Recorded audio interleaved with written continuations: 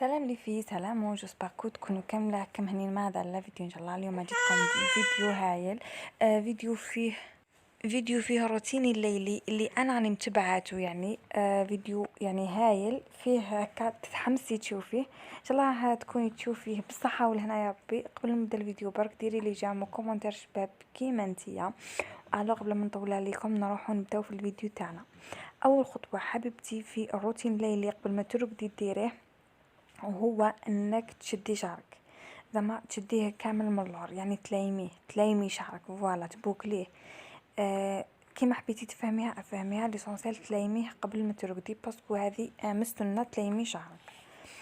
تلايميه بشوشو يكون هكا، يكون هكا في الساطع، باسكو تكون حنينه ماشي مزيره على شعرك، باش هكا ما ينقصلكش ويبقى يبقى خشين قوي كيما نقولوا، فوالا. الشعر، شوفوا شعرك كي تلقيه في الليل ماشي مليح، هذه يقولوها لنا جداتنا، يقولوها لنا يمتنا. اول حاجه شعرك ما تخليهش في الليل مطلوق، هذه ديريها من عندي، باسكو شوفي روحي سقسي يمك تقول لك لا ما تخليش شعرك في الليل مطلوق.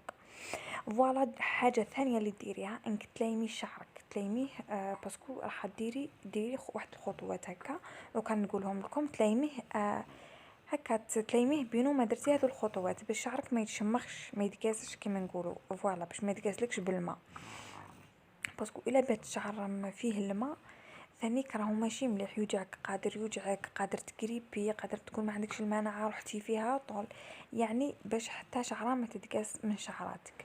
تلايميه باي حاجه، بوندانا ولا بلاش بسورتات، ولا تلايميه بخمار، والله ما اي حاجه تقدري ديريها. الخطوه الثانيه اللي ديريها واللي هي تغسلي وجهك يعني تنظفيه بالبيا باي صابون خرج عليك، باي صابون يناسبك، اي طريقه انت راكي حابتها. تغسليه بالماء يكون بارد من الاحسن، انا نفضل الماء البارد في غسل الوجه. وليسونسيال تغسليه بعد ما تكوني ديماكيتي، باينه تكوني ديماكيتي وكلش، تغسلي وجهك من هذاك البرودوي اللي حطيتيه ديماكيتي به ولا. الخطوة التالية هي أنك تغسلي فمك قبل الرقاد، هذه حاجة مهمة جدا جدا. فمك لازم تغسليه، باسكو في الليل راح ترقدي وما كيش راح تاكلي حاجة ولا، يعني كي تغسلي فمك ترقدي به من ضعفة، اولا تروح الرائحة الكارهة هذيك، ثانيا يبات ناعم، ثالثا البياض تاعو تحافظي عليه في الليل. تكون يعني الى ما غسلتيش فمك في الليل في النهار غير سي بارابالا ما تنسيهاش هذه الخطوه الفايده. فوالا. الى حبيتي تعطري فمك بيان سور وتنظفي اللثه نتاعك، هذيك حاجه واحده اخرى ليسونسيال. الفم لازم يتغسل في الليل، هذه حاجه ضروريه. الوغ الخطوه التاليه اللي بعدها واللي هي الترطيب، حبيبتي الترطيب هذه حاجه كما نقول لك، كما قلك حاجه ما مفروغ منها، كما قلك لا ما رطبتيش شغل ما درتي حتى حاجه. ترطيب الوجه دو فوا باغ جور هذه حاجه ضروريه، هذه واحد ما يقولها لك. وضع ماسك تحت العين، هذه حاجه ضروريه في الليل ديريها، باسكو علاش تصبحي عيانه والله تكون شويه خففتي من اللي ساغن. وترطيب الوجه هذه لازم ديريها نص نهار وفي الليل من الحوايج الضروريه حبيبتي. ترطبيها بالكريم اللي كانت عندك، كريم دغاطون اللي توفرت عندك حتى وما توفرش عندك ديري حاجه، بغا ديري الحليب، رطبي بالحليب، ليسونسيال لازم ترطبي باش يبقى وجهك محافظ على هذيك النضاره تاعو والرطوبه والنعومه تاعو، هذه خطوه مهمه. الحاجه اللي بعدها حبيبتي هي تمشيط الشعر، والتمشيط الشعر في الليل عنده فوائد بزاف، يعني فوائد كما يقولك جمة. اول حاجه هي ازاله الشعر المتساقط، يعني تنحي هذاك الشعر اللي راح كان حيطيح انتي تنحيه في ضربه ما يضلش يطيح، تقولي زعما ما نشطوش باش ما يطيحش، هو رايح يطيح، من احسن نحيه انت كيما قالك ديري فيه بليزير.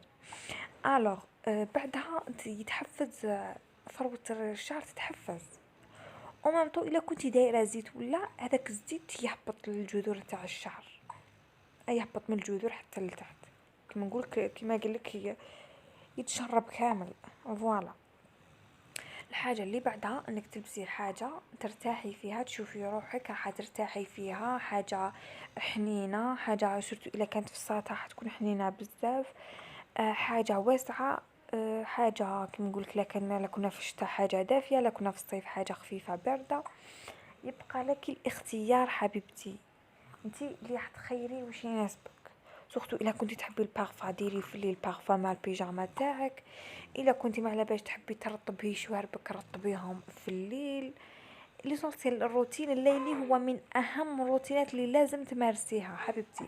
وبلا ما ننساو الجانب الديني يا حبيبتي، هي انك بعد ما تكملي كل شيء تروحي ما تنسيليش اذكار النوم. اذكار النوم لازم تذكري في الليل، يعني باش تحصني روحك. يعني حطيتهم لكم هنا، يعني ما تقوليش ما لقيتهمش ولا راه اليوتيوب داير لك كل شيء. تحصني روحك الحاجه الاولى. الحاجه الثانيه تباتي الاز. الحاجه الثالثه تهربي كامل من القارن كما يقول لك. راهي الطفله ولا المراه راهي تبات في خاطر لو كان ما تحصنش روحها راهي في الريسك. وتهلاي في روحك وديري لي جام، ما تنسيش يا وحده يا وحده